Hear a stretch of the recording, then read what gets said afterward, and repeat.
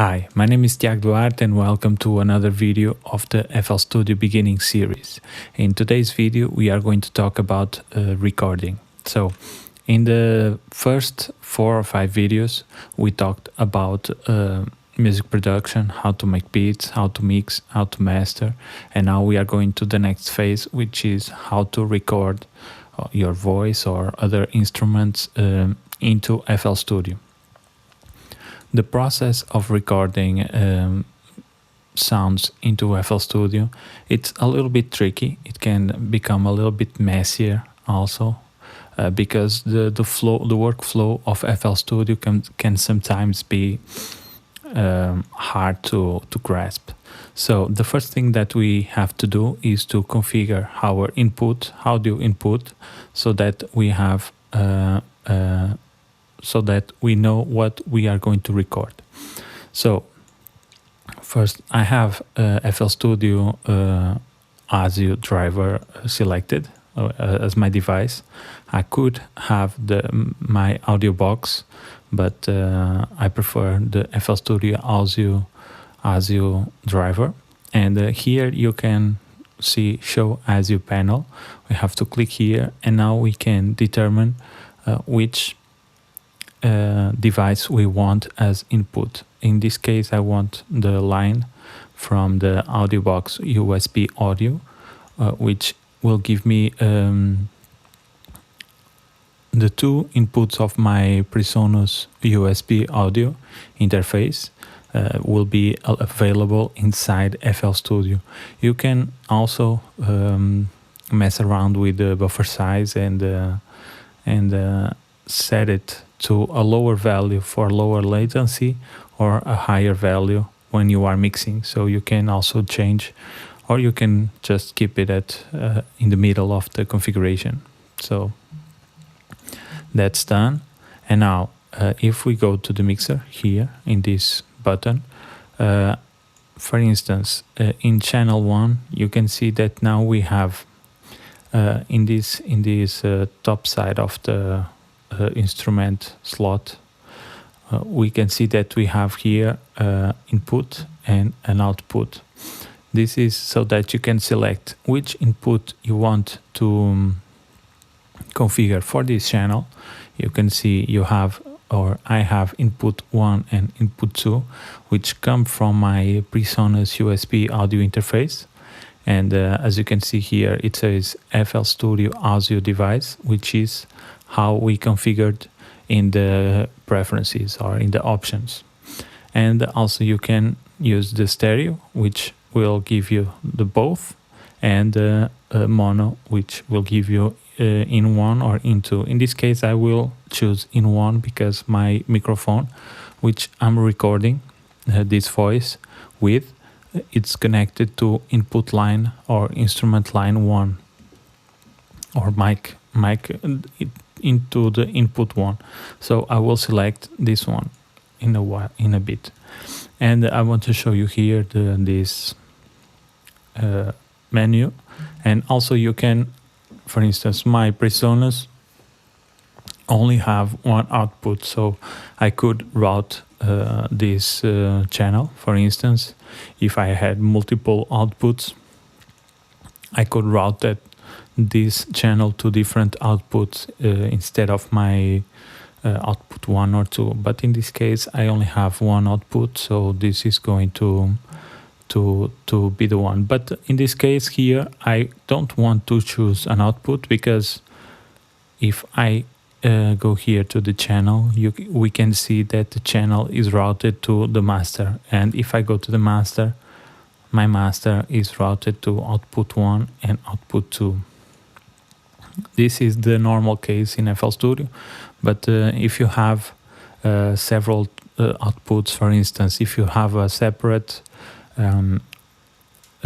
booth where you usually record your artists, or for instance your vocal booth or instrument booth, for example a drum set inside of that booth, whatever, you can send, for instance, copy of the signal that you are recording, you can send to a different output that then goes to the headphones inside of that different room, for instance, in this case. Just a simple case of how you can use different outputs. So the first thing we are going to do is to select the input. And now as I talk, you can see that I have here the level coming inside of FL Studio.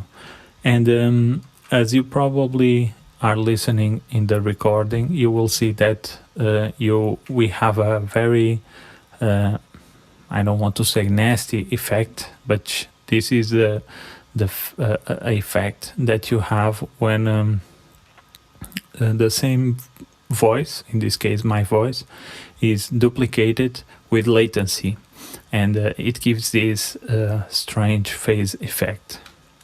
So to mitigate or eliminate this effect, you can simply mute the channel, and we can see now that we have already signal. We can still have a signal, but we are not listening it anymore. Or you can simply connect or unsolo this and just remove the routing to output 1. And in the same way, if we go here and select this, we can listen the audio again. So the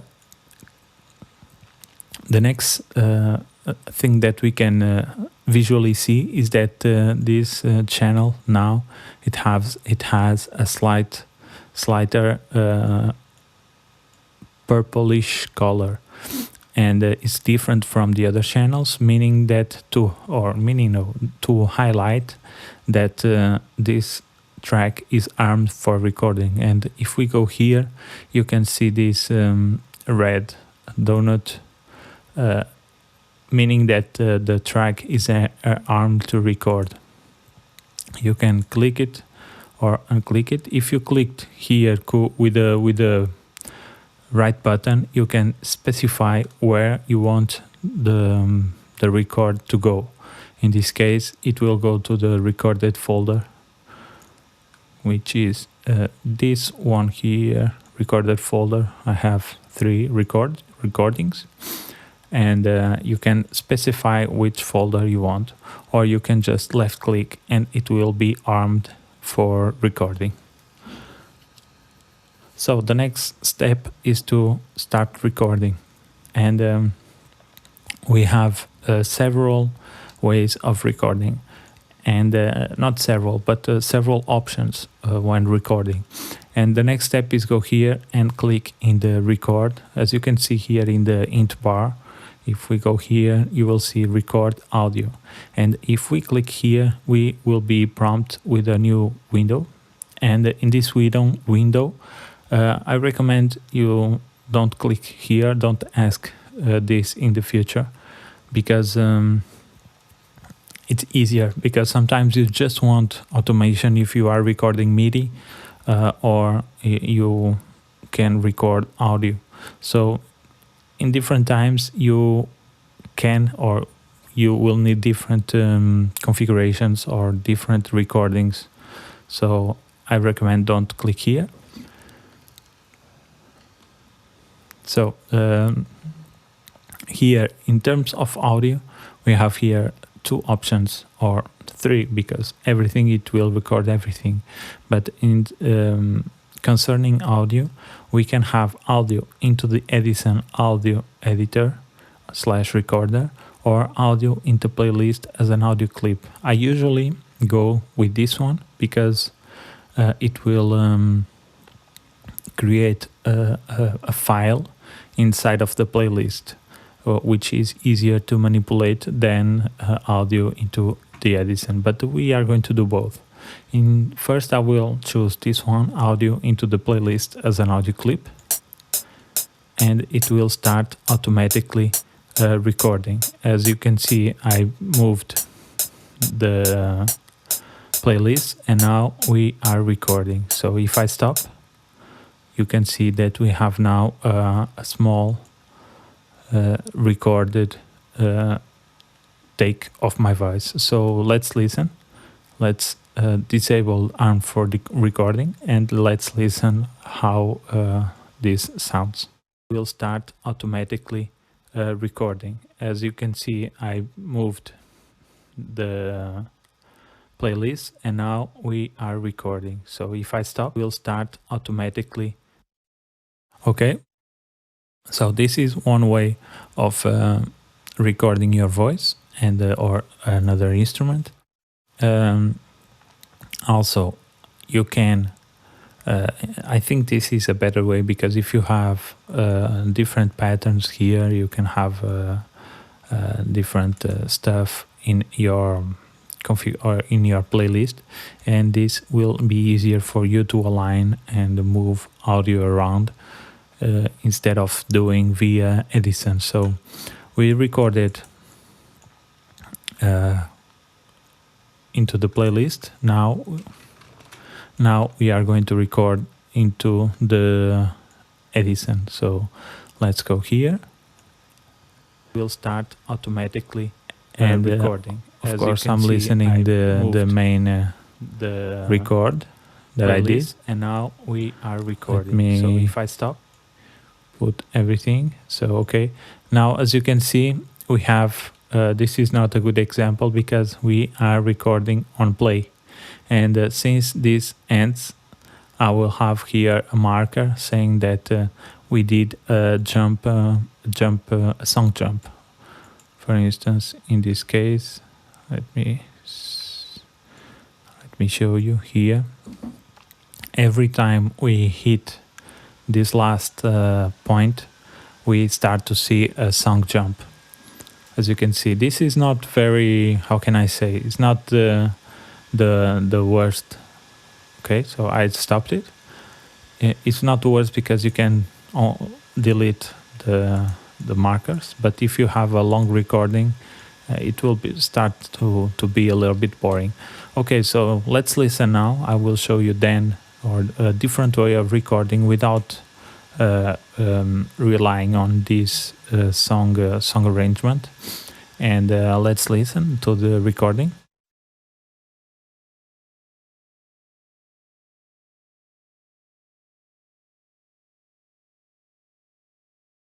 We'll start. Okay, so it's not giving me any audio because this Edison is inside of this channel, this mix channel, and as you can see here, so since this is routed to nowhere, we cannot listen it. So what I'm going to do is to take or habilitate or route this channel to the master, and now we will listen the raw audio that I just recorded. And of course I'm listening the main record that I did. Let me put everything. So okay, now as you can see, we have this is not a good example because okay, so let's turn it off again. And one way is I explained you about markers is to go here and just say on input, and I will delete this one. And if I start recording, you will see that even though if I as you can see, I disabilitate this or solo or mute this, and as you can see, we are going to the end, but this will continue recording until you disable it. So you have different how can I say, different options when you record into Edison, but I will leave those options for a later episode about Edison. So now that you have your recording, you could simply just drag and drop, and here it is your audio file. So I think it's easier to record over the playlist because the file will be aligned with the other clips that you have in your project or in your playlist. So it's a better way. Now, the thing that I don't like about the recording audio in FL Studio is that you always have to have the mixed channel that you want to record selected, which is not that smart, I think, because let's say I have here this one selected, but this is the only one that is armed to record. So let's say that I go here, and since this is the one that is armed to record, it will be logical that if I have another one selected and I hit record and start recording, this will be the one that will record audio. Would be the at least in my mind will be the workflow on how to record. But in FL Studio it does not work like this. So you always have to select the track that you want to record, even though if it's here selected to record. So let's see. Let's say for example that I want to record my voice here on channel 1, but I have selected channel 9. Even though this is armed to record and this is not, if I go here and I say, let's say, into the playlist as an audio clip, it will automatically put the track that I selected. As you can see now, you can listen my voice with that phasing effect only on the left, because as you can see, it's selected both input 1 and input 2, and in this case I only have one input, which is the input 1, and is routed to the left channel. And as you can see here, it says audio input needed, please select an audio input first. So I had this one here, the channel 1, armed for record here. I will stop this because of the phasing effect, and it prompts me to select one of the inputs that we have. I will put none, and it's quite bad because let's say we had here an instrument or a piano or whatever. It will change the name and it will add this symbol here. So it's really bad because this one was the one armed for record, and I wanted to record this one, but it did not record this one. It asked me if I wanted to. It did not ask me. It said that I had to select inputs for this channel, and I just wanted to record this one. So my mindset when I'm recording is, okay, I will select, or I will arm the tracks that I want to record. I will select the source, and then I will just hit enter and it will start recording. It would record both if I had continue with the record process, but it's quite strange that they do this, because I don't know why they do, but that's how it works. And I think you cannot disable in the options. I think it's the internal programming of FL Studio. I don't like this too much, but it is what it is. So if you want to record audio into FL Studio, you have to remember and you have to give yourself or start acquiring the habit of always select the track that you want to record. Always have selected before hitting the record button. And now let's say I have this one selected and armed for select. I still have the record button enabled, and if I play now, it will remember the last configuration that we set up, which is to have audio into the playlist as an audio clip. So if I start recording, we will see that we will have here again audio recording, as you can see. and it continues the same. But for instance, if I select now channel 2 and start recording, it will continue correctly. So this is a good thing. But again, sometimes you can mess things around if you don't. How can I say? If you don't choose here or if you choose to remove this record button and put it again, it will let's do again. It will prompt you to select an audio input, which is, in my case, I think it's not very smart. So, but it is what it is. So that's it regarding recording. It's very simple. You just have to remind yourself what you are doing, and always configure the inputs of your source signal, and hit the record button, and then you are good to go. That's it, guys. I hope you enjoyed this tutorial.